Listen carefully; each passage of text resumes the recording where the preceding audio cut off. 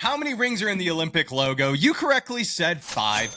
And, I mean, bonus points. Can you name the colors? Ooh. Black, red, green, yellow, blue. I think you're right. I actually didn't fact check this. I just came up with that on the spot. We'll give you that one. I'll take it. We'll give you bonus points. I'm just curious. No accounting merit, but what's your favorite one? What are you watching?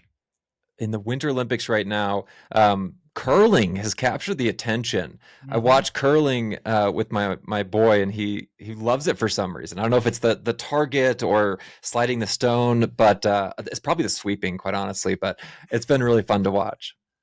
And the controversy there with the whole like Canada double touching. Did you touch our stone? Dropping F-bombs on wow. The drama is real. Whoa, no touchy.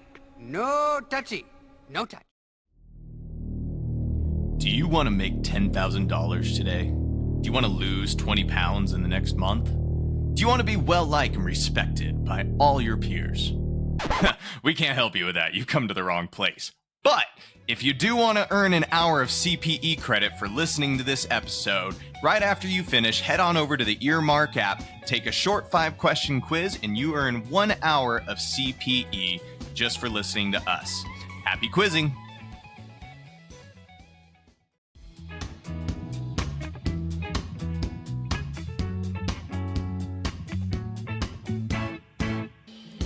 Welcome to Unaccountable, the world's okayest accounting game show podcast for product news, updates, and education. I'm your simple Simon of a host, Tyler Otto, and I'm joined by the Gallant Garfunkel himself, Jeremy Van Groll. Good day to you, sir. Good day to you too. What do we at Ian play here? Some Simon and Garfunkel? Do we go like the classic Bridge Over Troubled Water? I'm kind of a fan of it, yeah? Yeah, all right. Drop a quick. I'm not going to lie, though. I liked Paul Simon's solo career better. Ooh. I know. Carl? Hot take. Hot take. Speaking of hot takes, we're a little behind on this one. Because of our schedules, we had to record our last one earlier, and we have to talk about this. Botkeeper. Yeah. No longer among the living. And if our listeners are not extremely familiar with this, I don't know, was it 10 years ago or something? They had $100 million raised, brought together this tool. Hey, we're going to automate all the bookkeeping things and using AI and all of the stuff. And then kind of a troubled path, right? And now it's kind of thrown in the towel. So I'll start with your initial thoughts, maybe some more background that you want to share. Well, I mean, first off, everyone's like, oh, these big tech companies are going to replace me. And it's like Bench, had their moment where they went down and then got bought out, but it's none of us are worrying about Bench. QuickBooks Live has totally abandoned that we're going to replace the bookkeeper. Now we're going to be Expert Live Assist, where you do the work and we'll just tell you what to do. And then, Botkeeper can't survive. And the thing that kills me about Botkeeper, and Blake Oliver has been hot all over social media on this, about hey, they advertised that Botkeeper was this AI system when it was really just outsourced labor behind the scenes. They never actually got bots doing the work. It's almost like Theranos again, the Elizabeth Holmes story of the blood test system, right? Claim it's a machine doing all the work. Nope, there were really humans behind it the whole time. Just another reason we don't have to be scared. Right. The curtain was pulled back and the Wizard of Oz had no clothes. That's probably way too many things, but you're mixing your metaphors in an amazing way. Yeah. And go ahead. I was just going to say, this lends itself to several posts this week where I've seen people be like, should I even, start up my firm and try and grow it? AI is going to replace us. And I mean, if someone that has a head start like Botkeeper, if they couldn't do it, what are we scared of? Oh yeah, and with the funding that they had, and from what I've heard from everything, the people who have started that were talented tech and accounting people as well. So it shows first of all how hard it is to do these things. And not a hot take on this one is it comes back to, I know we've heard Jason Statt say it and other people, is that you should not fear that AI is going to take your job. You should fear that accountants using AI are going to take your job, right? You need to just get in there and start now and start doing the things. Well, and dare I say, any of you out there that, you have clients well, I'm just going to have a bot do my accounting. Here's my presentation to you. And I am not unique in coming up with all of this, but I just want to highlight why we shouldn't be scared of AI. Jeremy, I want to share my phone right here. And let's just go to ChatGPT. Let's do a simple question. I need to get the tires rotated on my car, and the mechanic shop is only a couple 100 feet away. Should I walk or drive? Unless you're hauling an engine block in your trunk, I'd say let the car rest and give your feet a little adventure. A couple 100 feet is just a stroll. Plus, you won't have to explain to the mechanic why you parked 5 feet from their door. Jeremy, would you trust your tax advice to a bot that can't even figure out, hey, maybe we should take the vehicle there? Yeah, no. Yeah. Let's do one more, Jeremy, real quick. Perplexity. All right. Let's do this one. How many R's are in the word strawberry? Let's break it down together. The word strawberry is spelled STRAWBERRY. So you can't see this, everyone, but on screen it's saying it has 2 R's in total. Exactly. How did you find this? Strawberry Or is like 2 R's. something you just threw out there? And one near the end. Yeah. It's telling us right now that it has 2 R's, if you can see this on screen or if you could hear my audio. This is why, like, show your client this clip, because if they say, hey, I'm going to trust a bot or AI to give me tax advice to keep me out of prison to avoid penalties and fines, I'm sorry, but no. Please don't be afraid of AI in your job. Yeah, agreed. And again, a tool in your toolbox of wonderful accounting things that you need to leverage. But yeah, I'm no worries at this point, and I hope Botkeeper should be that next step. Right? Is like it's not going to happen. Right? There will always need to be the human interaction. So cool stuff. Jeremy, this week's guest, I'm kind of excited about because we bumped into each other, or dare I say, I stalked him at Intuit Connect a few years ago. Roman has been part of the Intuit Advisory Council for a while, and the man just seems to show up everywhere all over my feeds. So I had to get him on the show to just see like how many amazing people would stoop to our level. Apparently, we found one more. So welcome to the show, Roman Villard, President, Founder, CEO, Grand Poobah of Full Send Finance, and Advisory Council Extraordinaire. Welcome to the show, sir. Oh man, it's nerve-wracking that I've been stalked already in the past. I've put a lot online, and so I'm nervous about what that might be. But happy to be here. Yeah, the movie Swim Fan was based on me and my habits of stalking accounting celebrities. So, just if you want for reference, that'll help you out. So Pop culture is above my head. So if we go that direction, I'm not going to do well. Oh no.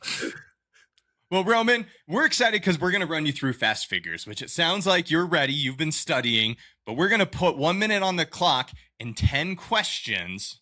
See what we know about Roman Villard. You ready, sir? Yes. Let's do it.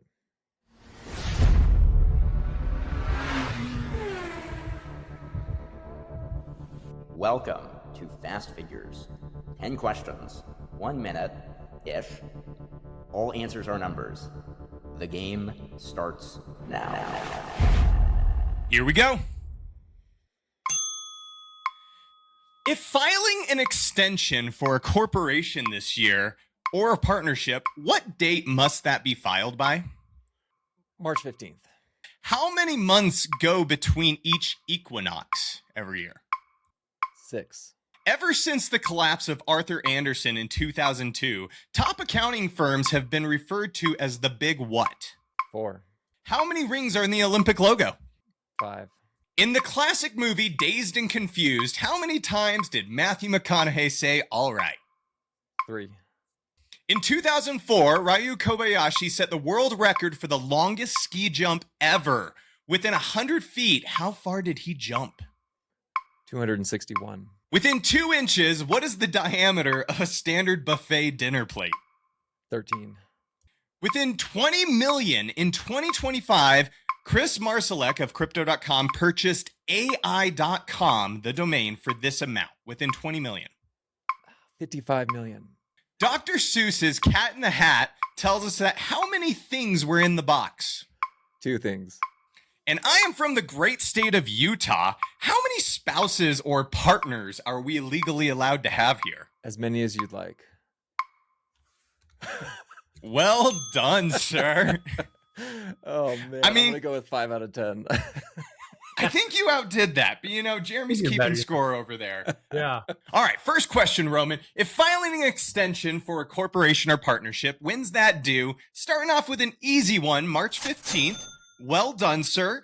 And, not getting into the life of Roman, but definitely a good reminder for all of you listening to this here in the last week of February. Get those in. Don't wait. Just, even if your client's like, I don't want to be on extension, do it. Just don't even ask. Roman, your firm, you do taxes, accounting, No. bookkeeping. We don't do tax, which is what I've never done tax in my life personally. We're looking to start that up, but we're looking to bring in a professional to manage that. Oh, that's a good call. I don't either. So I just wanted to make sure to know the background there. I was gonna say, like, you and me, we could be good friends, but you're already more aspirational that you're gonna start that. So I know a single date of extend by 315. That's it. That's good though. That's all you need to know. Yeah. But the second question, how many months go between the equinox each year? Yeah, you correctly said 6. Summer. Yeah. Let's go. Summer and winter, the solstices, man, totally fine. But also in the realm of 6 months, I found you out on the internet saying that 6 months is way too long of an engagement requirement for any client. You are advising that firm owners shouldn't hold their clients to maybe at max 3 months. I'm curious, what are the terms for your company when you get into agreements with your client? And what does that do? Does that increase your client sign rate, or does it reduce your retention rate?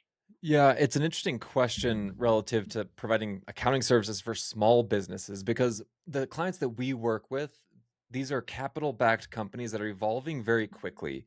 And so as a service provider, if I lock them into something that holds their feet to the fire for 6 months, their business could change overnight. And the best solution for them could actually come more quickly than that if they evolve kind of out of what our core services look like. And so I don't want to unnecessarily burden them with a contract that may not be best suited for them. So we started at 30 days. Today we're at 90 days, but there is flexibility in that. I just want to make sure that we're trying to do right by our clients. And I think that long-term contracts in general for fast-growing small businesses can be kind of tough. how many, we do 30 days, right? So I tell that to my team and clients. It's like, we are there to prove ourselves every time, right? You get 30 days to get rid of us. We get 30 days to get rid of you. How has that 90 days benefited you, or has that made you have some hard conversations? Yeah, it's an interesting question, because the 90 days is really more of a front end protection than a back end protection, because it takes some time to get used to the business, to get involved in their processes. We are more flexible on the back end with a client that's been with us for a long time. We have a good relationship with. The 90 days, particularly from an offboarding standpoint, it all depends on what's happening in the business at that point in time. If there's a lot of volatility happening, a lot of things for us to manage, it's going to take some time for us to easily transition that work to somebody else, because what we don't want to do is just leave a client high and dry, or not transition that work to another provider well if that other provider is better suited for them. So we want to make sure our documentation's in line. We want to make sure the systems are set up and everything's cleared out for the next provider. I love it. I'm a big fan of selling the clients as well. Short-term engagements, don't sign that one for 3 years where you have to only cancel on a Tuesday in the rain via carrier pigeon. I hate those. So right there with you. Third question, Roman. Ever since the collapse of Arthur Andersen in 2002 from the good old Enron scandal, they are referred to now as what? Correctly said Big Four.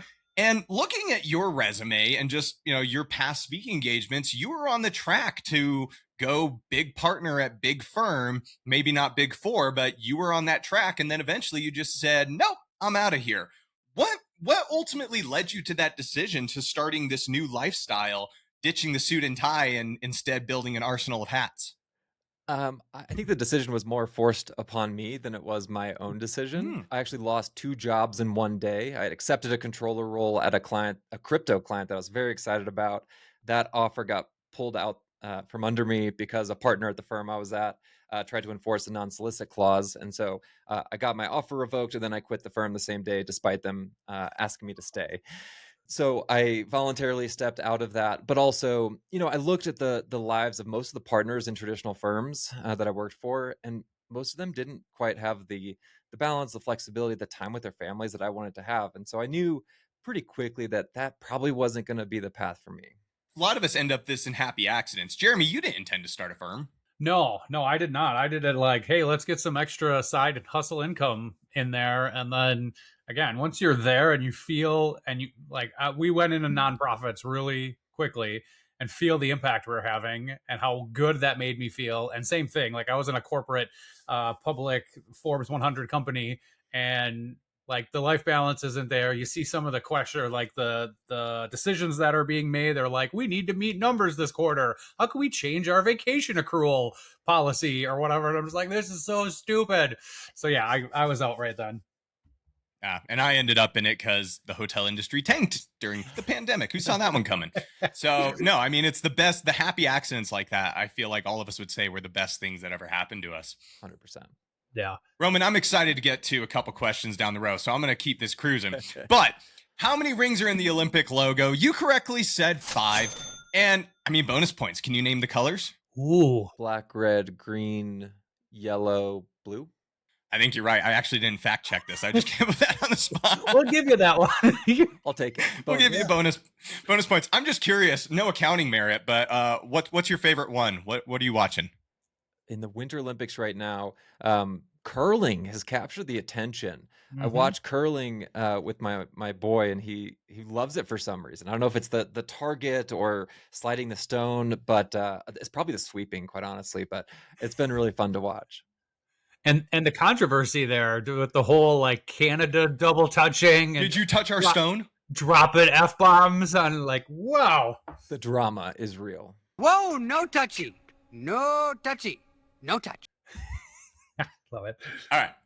Keep this party going. In the classic movie Dazed and Confused, how many times did Matthew McConaughey say all right? All right. And I'm curious because, again, I've been stalking you, and one other comment you've made recently around the number 3 is that you believe triple entry accounting is going to become a thing. First of all, most people, including myself, have no idea what you're talking about, but like, are you dancing on the grave of Luca Pacioli? And what does this mean? What are the benefits here? You know, we are 718 years, I think, into double entry Who's accounting. counting? Yeah, right. Since Luca came up with that incredible format of accounting. But as I've gotten involved in blockchain and crypto and seeing how you can validate transactions on an immutable ledger that has multiple sources providing validation functionality to that ledger, I do believe that in the future, today we've got 2 sides of an entry with no external validation outside of maybe a financial audit, things like that. I believe that triple entry accounting, once mass adopted, provides the opportunity to really eliminate high degrees of fraud, eliminate the need for financial audits, provides more transparency, security in the financial system altogether. It's going to be a long road to get there, but I do believe that that's going to be the direction that we're going. So it's the debit, the credit, and the blockchain? Yep. So it's like the last one, and I'm definitely slow. The last item on there is going to validate to some other system the accuracy of the first 2, right? Like you have, so think about subledgers on your AR or something like that, where you have it something like, okay. Yeah. So Jeremy, like you sell me a good or a service, you record the sale, you've got the invoice that's actually validated on the blockchain. I receive the product, I pay the bill. I've got my double entry over here. You've got your double entry, and we are both connected via this triple entry system that's validated on both sides. I like that because I always in my accounting world, when I'm talking about transactions with other organizations, and I'm like, the big balance sheet in the sky must balance for all of us, right? And how that works. I like it. Yeah, interesting. Next question. In 2004, Ryo Kobayashi set the world record for the longest ski jump ever. Within 100 feet, how far do you jump? You said 261. Multiply that by 4. We're just under 1,000 feet at 955 feet. Your brand, your company, your hat here, full send finance, 100% commitment, no hesitation, no holding back, no backup plan. Like, what does that term in branding do when A, prospecting a client, but B, establishing the culture to your team? Yeah. So in the example of flying 1,000 feet through the air, if if the commitment isn't there on the jump, if the commitment to the form, the speed, he's not going to set that record. And so in the same way, like the ethos of Full Send, stemming from adventure sports, for me, it was skiing. You got your skis over the ledge, you go full send, you commit to a line.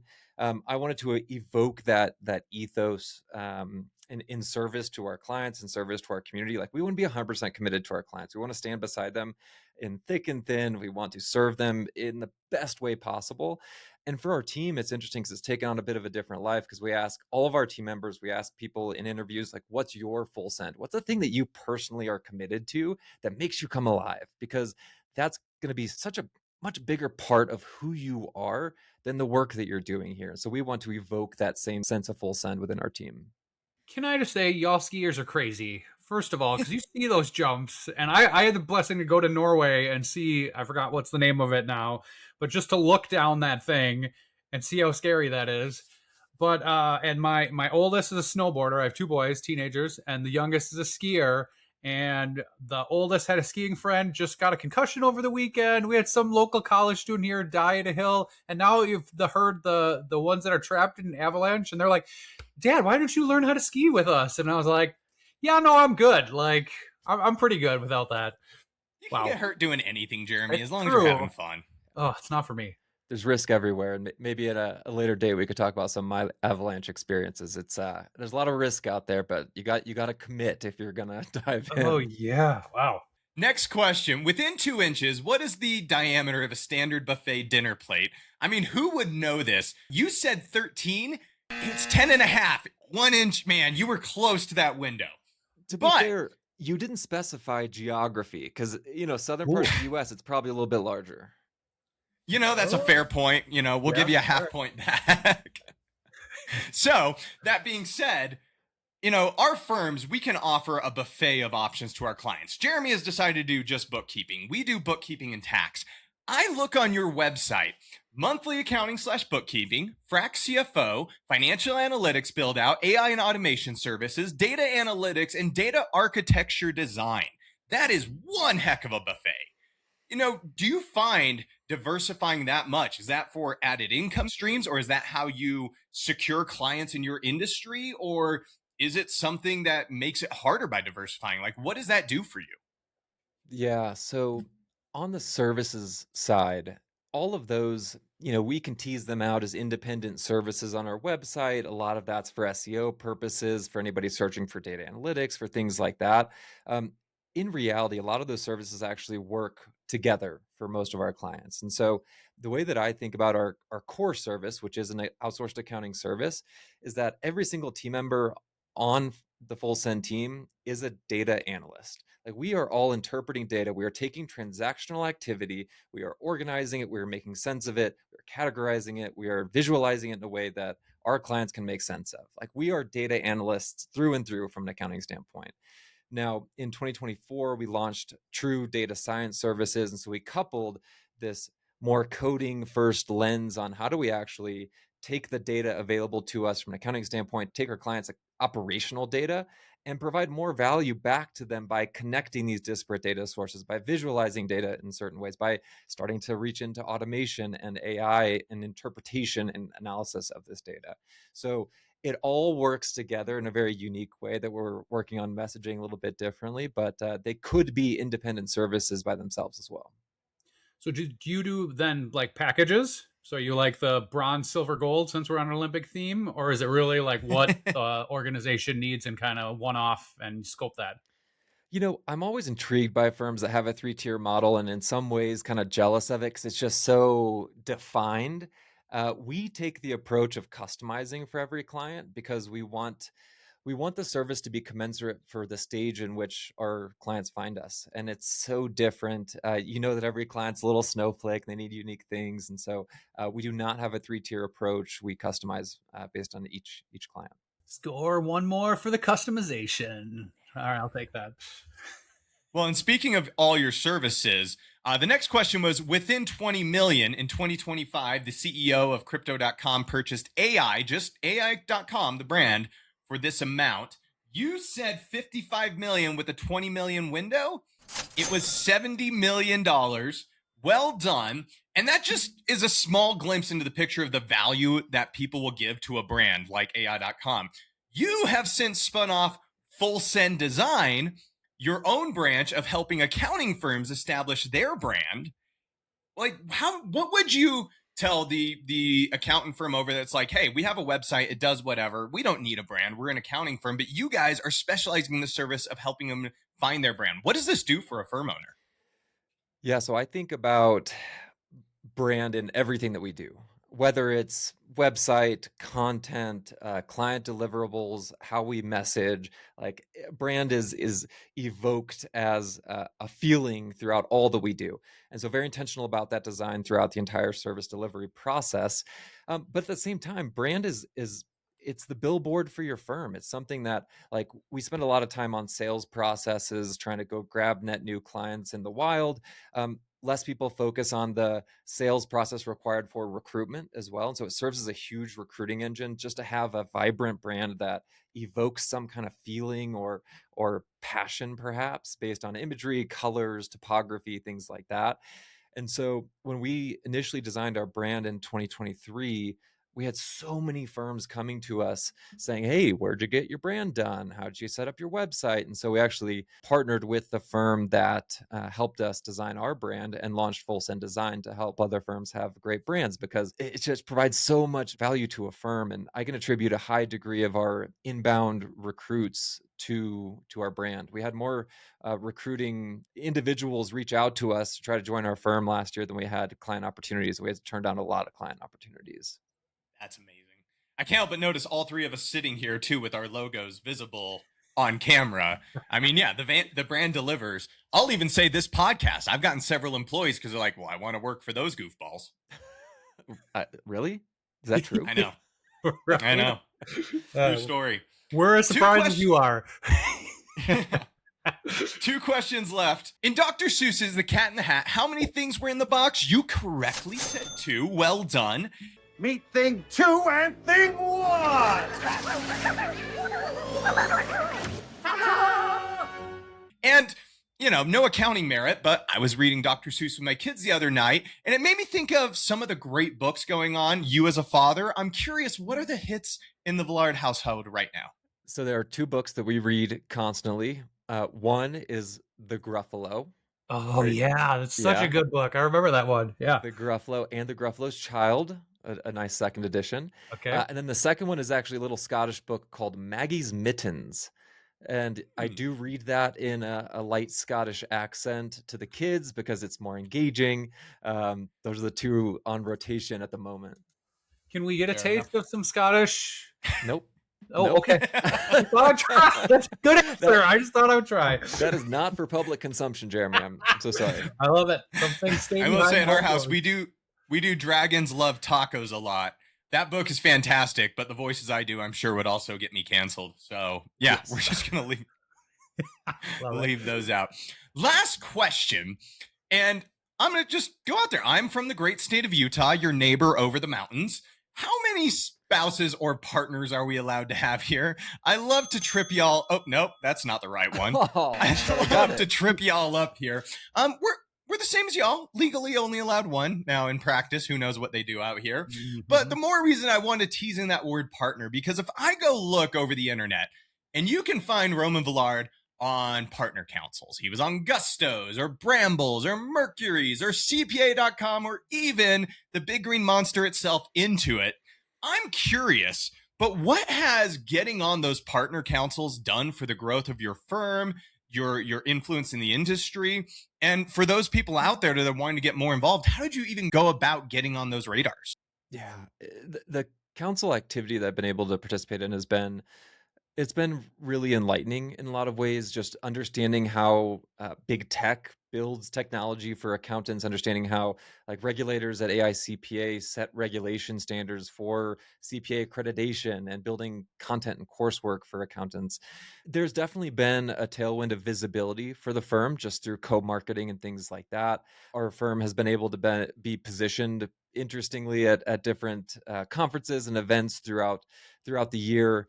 I don't know that we've necessarily seen a huge client influx because of that involvement. However, it is nice to be able to tell some of our clients, hey, we've got close relationships with some of these vendors that you use on a daily basis, and we can reach out to our contacts and create change relatively quickly. And so that's been a huge benefit for those that are looking to get involved.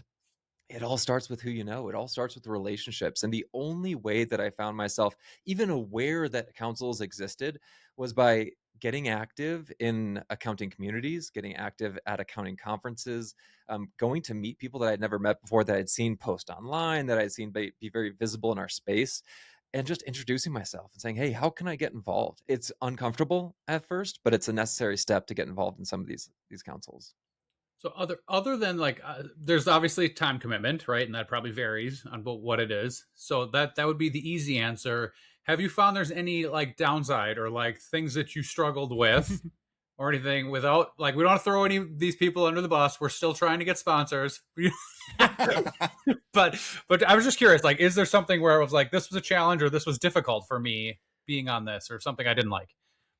Yes. And again, not to throw anybody under the bus, Jeremy, but there have been many rooms that I've sat in where I might be the only dissenting voice, the only voice contrary to what maybe traditional legacy or what I would call antiquated thought process overtake the room. And it is far more difficult to create change than I expected. And it feels like pushing mud up hills at times. And particularly when you're sitting on a council representing maybe 300,000 accountants, you really have to put a hat on of how does this not necessarily just benefit me, but how does this benefit every single accountant user on this platform? And that could be really difficult, to put yourself in somebody else's shoes and not just provide feedback that's self-serving. And so I find myself constantly trying to revert back to like, how in a lot of ways, privileged position to sit on these councils, how can I best use it to serve the broader accounting industry and my peers that aren't sitting on these councils today? And it's hard. It's hard because I want forward momentum. I want, good opportunity for accountants, and it can be challenging sometimes. Yeah, I could see that. Cool. Well, Roman, 7 out of 10 on fast figures. I mean, we shoot for mediocrity here, so anything above 50%, you are too good to be hanging around with us. But that means we're at halftime. Let's be honest, most of us didn't become bookkeepers or accountants to spend hours learning marketing systems and chasing leads. Heck, some of us became accountants because we didn't want to talk to people. We did it also to serve clients and build businesses we love. But what if you could get better clients without the marketing overwhelm? Well, that's exactly what Keepful does. It's an all-in-one marketing system built specifically for bookkeepers and accountants. And it works 24/7 behind the scenes to bring in leads, book consultations, and automate follow-ups. You get a professional website, branded consultation page, and follow-up automations all tailored to your business. No more duct taping tools together or hiring expensive marketing teams.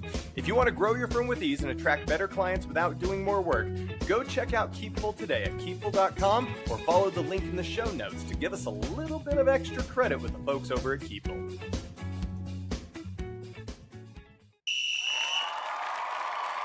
Yep, so we are at halftime. So gonna take a little bit different angle with our app snack today with you on here, Roman, and we're gonna talk about Strava, right? Saw that you've used this, and maybe just do a quick overview of what it is, what you're using it for, and then we'll kind of get into like how this is important with lifestyle. Yeah. So I use Strava for basically activity tracking. So this could be running, it could be cycling, working out, swimming, any activity that can track data through a smartwatch or a Whoop band or something like that. You can utilize Strava as kind of the data intermediary to track your progress, track your statistics. And it's one of those tools that I use every single day for my running. That's awesome. And like, I don't have one of these other than just normal activity tracker, Apple, whatever. Right. But also you have some pretty ambitious goals. It sounds like, for some posts you have out there.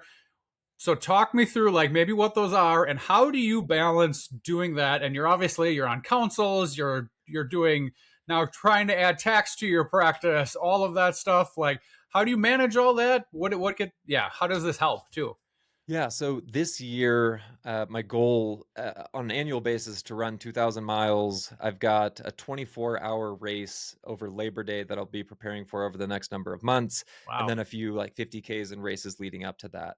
And so the goal of that race is to run until I can't run any longer, hopefully eclipsing about 100 miles across that 24 hours. Now, the data tracking component on that is really just tracking my 7 to 9 hours currently per week running. And the balance component for me, because I've got 3 little kids, that time is 4:30 in the morning to 6:30 when my kids wake up. So I've got about give or take some prep time, about an hour and a half in the mornings to take care of business and run.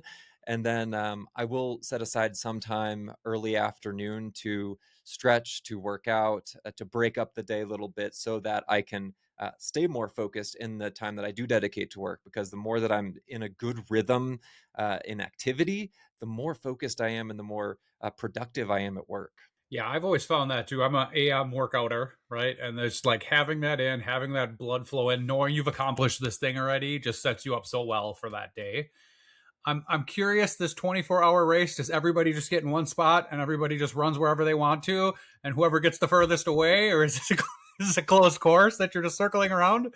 Yeah, so there are a few formats on how these types of races occur. The one that I'm racing is going to be a 2.1 mile loop in a park. And so I'll be running this 2.1 mile loop, hopefully 49 or 50 times across 24 hours. But you can stop as much as you want. You can stop, you can have a burrito, you can get your electrolytes, you can do what you need to. You can even sleep if you want to. But you run in circles for 24 hours. And I'll be doing that with a goal to raise funds for our partner nonprofit, First Descents, as well. That's cool. Do you feel like that's an opportunity? The odd one that I would say is like everybody starts in one spot. You run any direction you want to, GPS on you, who gets the furthest. That sounds like it would be an interesting go-at-er.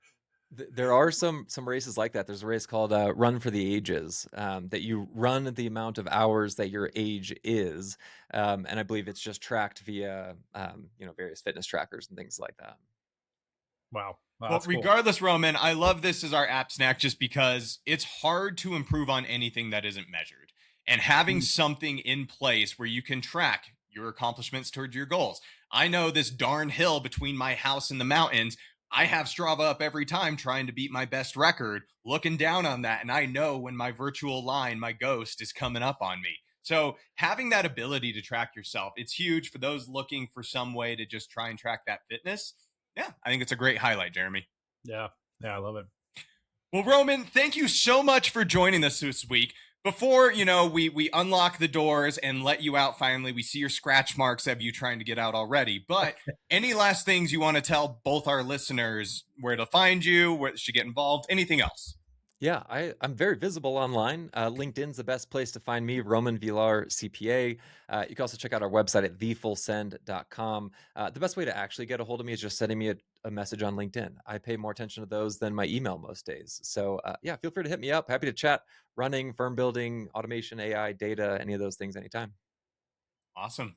Thank you so much, Roman. We'll talk to you soon. Thanks for having me. All right, well, that was fantastic. Well, let's jump in. I have a tax game. What? Tax game for you? Yeah. Stay in your lane, dude. This may reflect my tax knowledge, but what I'm calling Free File Frenzy. So we are really getting into the heart of tax filing season, right? We're at the end of February, things going on. We all hear all the things out there that there are free file options. Just have some questions for you to help better clarify what these options are and if you can take advantage of them or not.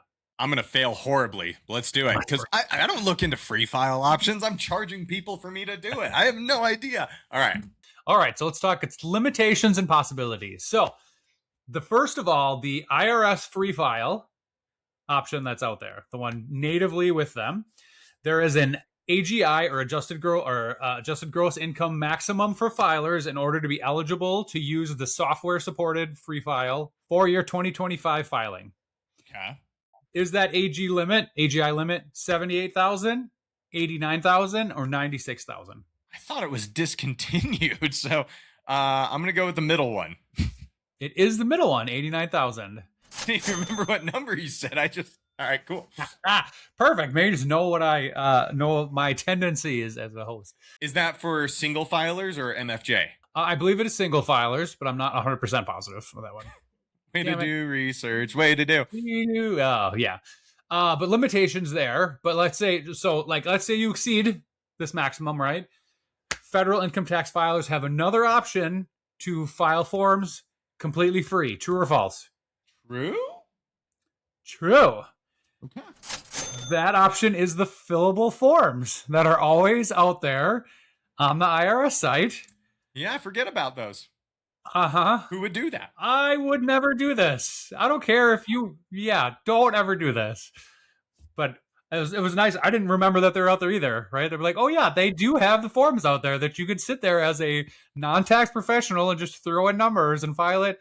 This will end badly. Do not do this. I mean, I guess if you just have a W-2 job and nothing else, like you do your income, you do your taxes already estimated paid, and the standard deduction, I guess you could figure that out on your 1040. That's about the only scenario I'm like, maybe try it.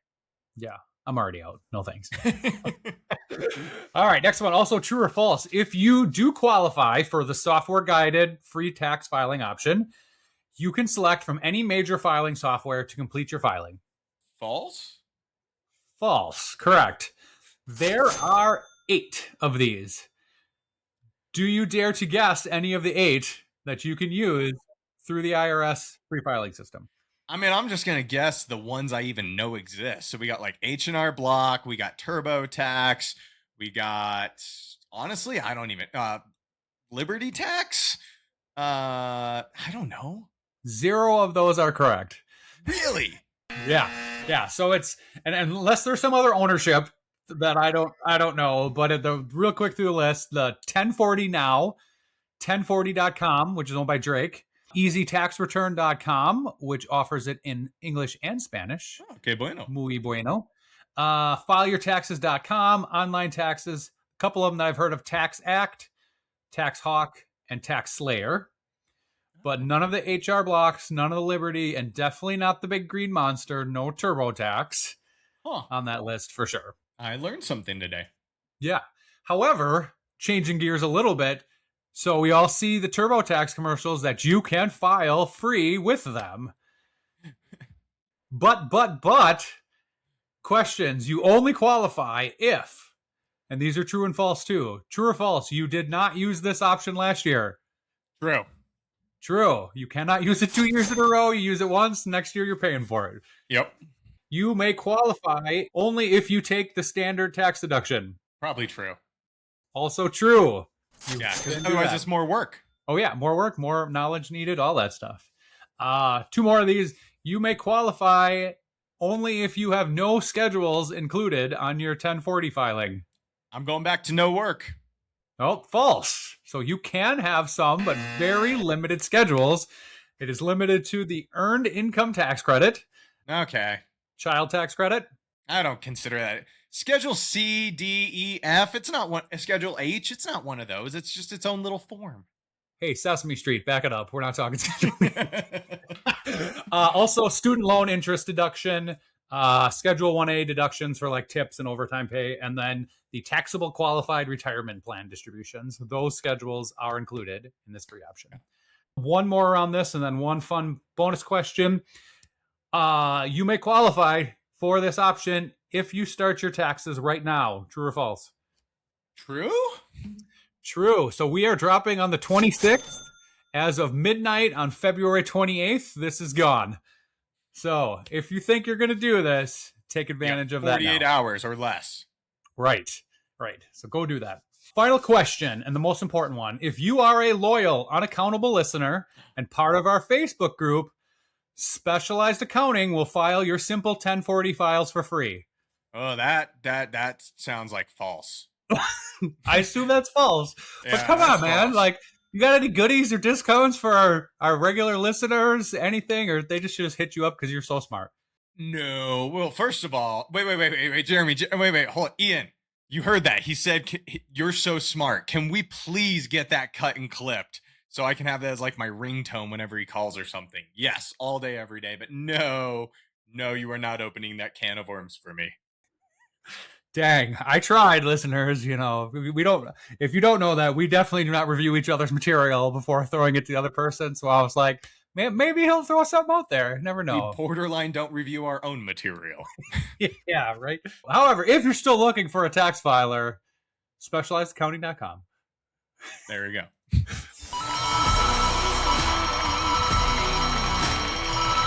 All right. Then we're time for our winner of the week. Put a lot of love out there for Utah. I'm calling Wisconsin winner this week. Oh, good old Wisco. They did pass the alternative approved method of getting the CPA licensure, right? Typically, it is the 150 hours that you need and then the 1 year of experience. They have now approved the bachelor's degree in accounting with 120 hours, 2 years of supervised experience, and then you could take the CPA exam. So we've seen this with a lot of other states. Wisconsin just passed that this week. So another good state stepping in the right direction. Well done. And for our loser, Jeremy. Our loser of the week, I'm going to say Meta, which is the parent company for Facebook. I found this article out there where the auditor, and let me make sure that I quote this correctly, Ernst & Young is their auditor. The accountant designated the accountant treatment that they're doing for a joint venture to build out power systems or power locations to support their AI efforts as a critical audit matter. And I hadn't seen those words before, but really focuses around off-balance sheet investments and accounting. Where have we seen this before? You mentioned this earlier with Roman. Yeah. With Enron, which is why we don't have Arthur Anderson anymore, right? It's because they were doing some of the shady stuff. No surprise, I don't know enough of these joint ventures and how they're handling this, but it's something like $27 million they have invested, $1 billion that they have invested in this joint venture that is not on their balance sheet because of they only have a limited ownership. And so the assets are not there and the debt isn't in there. God, it just seems crazy that you don't have that on there. But at least I guess Ernst & Young is lawyering up and at least calling it out. And that was a little bit of a racy call. That's better than Arthur Anderson. Yeah, right. We don't want to Arthur Anderson said, "Did your check clear? Cool. We'll sign off." Yeah, right. And interesting, just reported, I think it was like an hour before we recorded too, while we're talking about Meta, they are investing $65 million to support state politician races for the candidates that are deemed AI friendly. So maybe that's a winner of the week. If you're AI friendly and a candidate, go get your check. Mark will sign it off for you. Cash that one in the bank. Oh, brutal. Well, Jeremy, that is all the time we got for this week. So, time to make like a librarian and check out. Catch you next week, sir. Peace.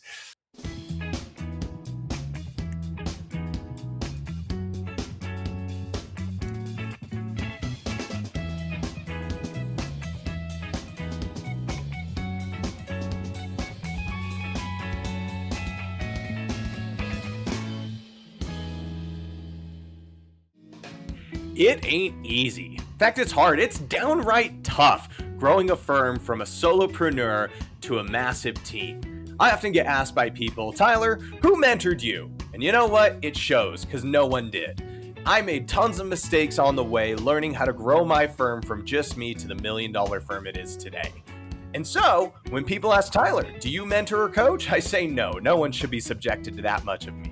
But what we did do is bottle up every best practice, tool, resource, template, and walkthrough that we could and package it all into what we're calling the Firm Foundation.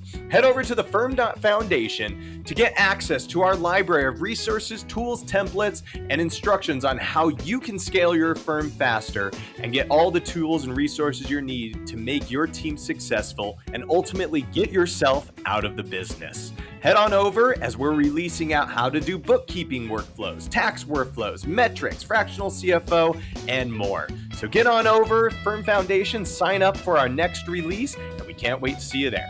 Thanks.